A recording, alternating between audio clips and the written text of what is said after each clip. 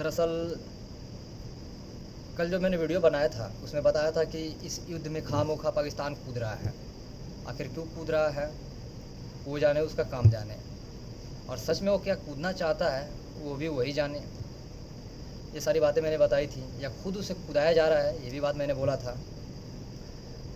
तो इसी चीज़ को थोड़ा क्लियर करते हैं। सबसे पहला बात कि अमेरिका वो पाकिस्तान को कोई कूदा नहीं रहा, पाकिस्तान खुद फंस गया था।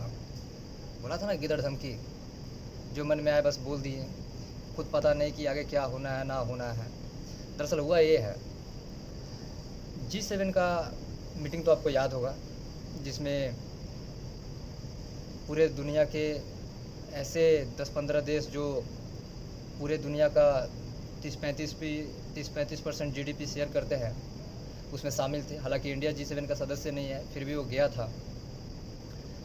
उसमें क्या हुआ कि जब ट्रम्प से सवाल किए गए, हालांकि ये मीटिंग लंबी चलने वाली थी, उसमें तो एक ये युद्ध को लेकर ट्रम्प का कोई ऐसा बयान नहीं था जिसमें ये युद्ध रुकती हुई नज़र आ रही थी। जहाँ तक कि उनके बयान से ये वार खींचने वाला था, और ऐसा नहीं कि लंबा खींचने वाला है। उनका बयान ऐसा था कि जो भी होने वाला है थोड़ा फास्ट फॉरवर्ड होने वाला है और कुछ बड़ा होने वाला है। उनका कुछ ऐसा एक्टिविटी था, और उस पर से जो मीटिंग थी वो मीटिंग तो लंबी चलनी थी। हालांकि ट्रम्प इतने जल्दीबाजी में थे कि उन्होंने कुछ बयान दिए और फटाफट वहाँ से निकल कर, और अमेरिका से भी कोई उनकी सेक्रेटरी ट्वीट की। तो इससे मीडिया ने कुछ चीज़ें क्लियर की और ट्वीट से कुछ चीज़ें क्लियर हुई, जिससे ये पता तो चल गया कि भाई ये किसी चीज़ की तेज़ी में है ट्रम्प। अब तेज़ी किस बात की थी, जाहिर सी बात है, अगर इजराइल ईरान चल रहा है तो तेज़ी इसी बात को लेके होगी। उन्हें जो करना था फास्ट करना था। उसके बाद वो पहुँचे अमेरिका, और सबसे पहले ईरान में रह रहे अमेरिकी नागरिकों से उन्होंने डायरेक्ट बोल दिया कि आप जितना जल्दी हो सके देश छोड़ के निकल जाओ। सेम काम, सेम चीज़ इंडिया ने भी की। इंडिया ने भी अपने नागरिकों से कहा ईरान में जो भी हैं वो जैसे भी करके वहाँ से निकल जाए। उन्होंने कहा एक पर्टिकुलर एक शहर है जिसका नाम थोड़ा मैं मिस कर रहा हूँ, हालांकि वहाँ से पर्टिकुलरली उस एरिया से निकलने के लिए ज़्यादा बात कही गई थी। उसके बाद क्या हुआ, सडनली जब पाकिस्तान का इसमें नाम आया था कि वो ईरान की तरफ से है, ये पाकिस्तान ने ईरान को दिलासा दिया था कि मैं तुम्हारे ओर से हूँ, सारे मुस्लिम देशों को इकट्ठा कर रहा था। लेकिन जब ट्रम्प का एग्रेसिव मोड देखा तो पाकिस्तान ने सबसे पहले काम किया, उसने सबसे पहले बैक हो गया। उसने अपना एक वो क्या बोलते हैं मीटिंग किया, जिसमें ये क्लियर किया कि हमने ऐसा कुछ नहीं कहा, ये जो भी किया गया था, जो भी कहा गया था, ये सब AI का कमाल है। हालांकि रियलिटी सबको पता था, ऐसा कुछ नहीं था, उन्होंने कहा था और ईरान ने भी मान लिया था। तो सबसे पहले ईरान का साथ छोड़ दिए, पीछे हट गए। ये अपना बॉर्डर भी सील करा दिए, इसलिए कि कोई हमारे देश में ना आ जाए। हालांकि आप बॉर्डर पे लोगों को रोक सकते हैं, ऊपर से आ रही फ्लाइट मिसाइलें ये सब नहीं रोक सकते।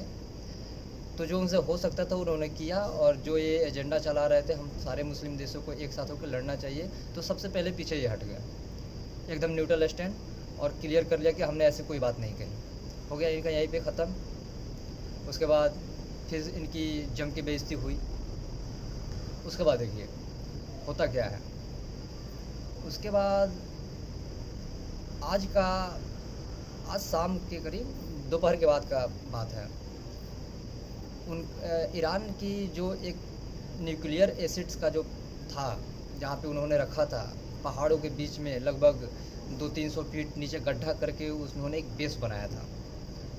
और वो जैसे पाकिस्तान किया था ना किराना हिल, वैसे ही इन्होंने किया था। किराना हिल में क्या था कि वो कराची के पास में था, और वहाँ पे आम लोग ज़्यादा थे, पब्लिक जहाँ पे पब्लिक होती है उनके बीच में वो था। वैसे ही इन्होंने किया था। ईरान ने भी ऐसा ही दिमाग लगाया था, और न्यूक्लियर एसिड जो भी थे उन्हें ऐसे ही एरिया में शिफ्ट किया था, लगभग ज़मीन से, पहाड़ी इलाके में ज़मीन से 200-300 फीट नीचे। ये इजराइल को पता था। इन्होंने उस पर अटैक किया, भारी मात्रा में बम फोड़े, और ऐसा अटैक था कि वो 150-200 फीट नीचे जाके वो ब्लास्ट किया, जिससे वो पूरा तरह से क्षतिग्रस्त हो गया, यानी कि उसमें लीकेज उकेज उसमें भी आई है। सेम वही सिचुएशन बना जो पाकिस्तान में किराना हिल पे हुआ था, उसके बाद से भूकंप के झटके आ रहे थे, वही अब ईरान में चल रहा है। तो 2-3 चीज़ तो यहाँ पे क्लियर हो गए। सबसे पहले कि ये वार अभी थम नहीं रहा। ये वार अगर थमता है तो उसमें बस एक ही चीज़ सामने निकल के आ रही है, या तो ईरान सरेंडर बोले, वो अपना न्यूक्लियर एसिड्स EMI को थमा दे, और वहाँ का जो भी सत्ता में राज कर रहा है उसे हटाने की बात कर रहे हैं, वो क्लियर खुद से आगे करे, वरना ये रुकने वाले में से है नहीं। और रही बात पाकिस्तान की, तो इनका कुछ नहीं कहा जा सकता, इनकी हालत ख़त्म है। ये इनको समझ में आ गई है। इनके साथ भी सेम इंडिया ने वही किया था, और इजराइल भी इंडिया वाला ही स्टैंड अपना रहा है। कहीं ना कहीं उसने इंस्पिरेशन ली है इंडिया से देख के, और वही काम वो कर रहा है। उसने भी प्रॉपर वैसे ही मारा, वैसे ही भूकंप के झटके भी आ रहे हैं, सब वही सिनेरियो चल रहा है, ज़्यादा कुछ नहीं। हाँ, वो बात अलग है कि इंडिया थोड़ा सा नॉर्मल था, लेकिन इजराइल भाई ये बात के लिए माननी पड़ेगी कि इजराइल इंडिया से ज़्यादा एग्रेसिव है, ज़्यादा हार्म पहुंचाया, ज़्यादा एग्रेसिव भी है, ज़्यादा इंटरेस्ट भी ले रहा है इस फाइट में।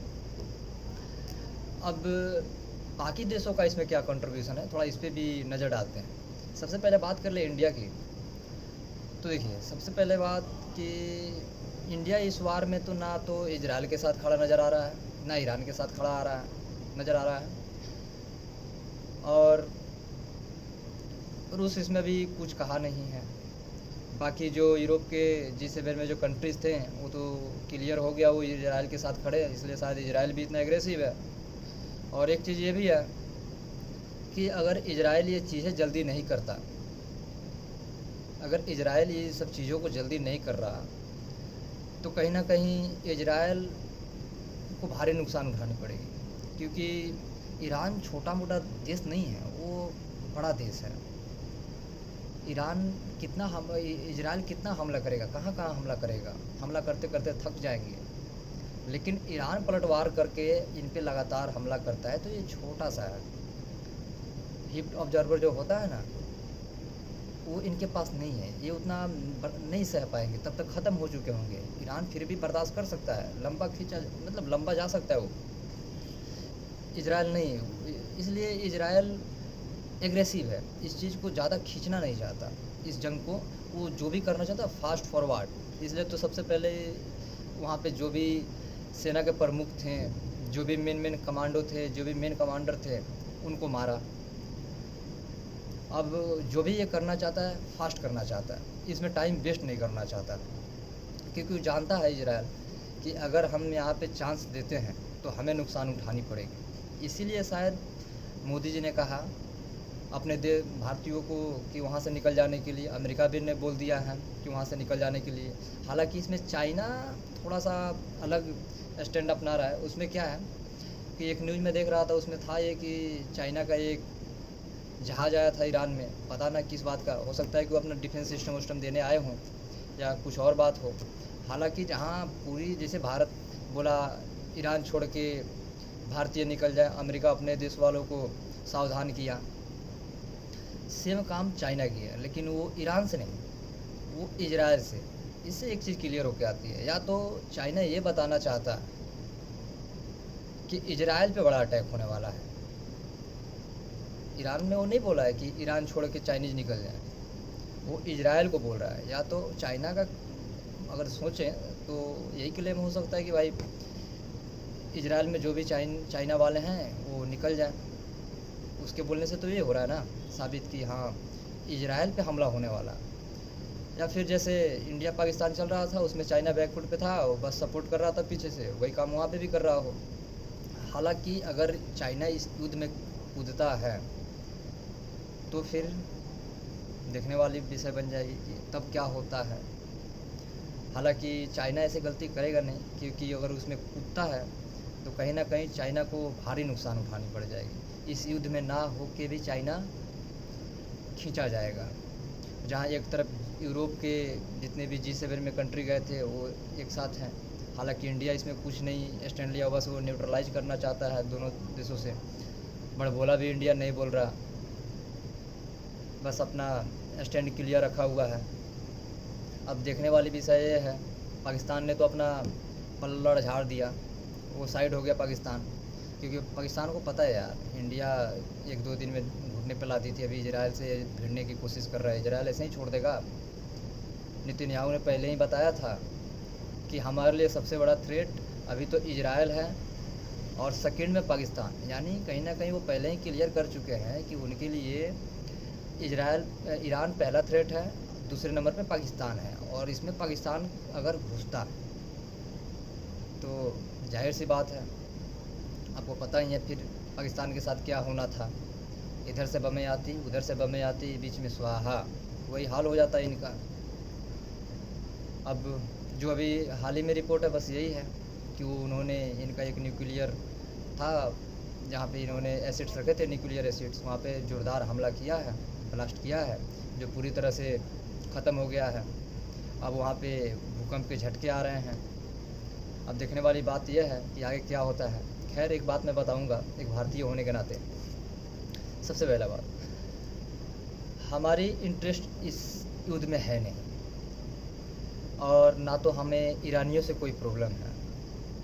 बस वो भी इंसान है, हम भी इंसान हैं, ठीक है। हमें ईरान के लोगों से कोई प्रॉब्लम नहीं, शायद इजराइल को भी ईरान के लोगों से कोई प्रॉब्लम नहीं। प्रॉब्लम बस उन लोगों से है जो खामोखा ये न्यूक्लियर एसिड्स बना रहे हैं। और बना किसके लिए रहे हैं, आप एक बार सोच के देखिए, ये बना क्यों रहे हैं? इजराइल के लिए तो बना रहे हैं। और इनके पास ऐसा नहीं है कि अभी टाइम लगेगा, ये उस सिचुएशन पे खड़े हैं कि 2 दिन 4 दिन हफ्ते दिन में बना के रेडी कर ले।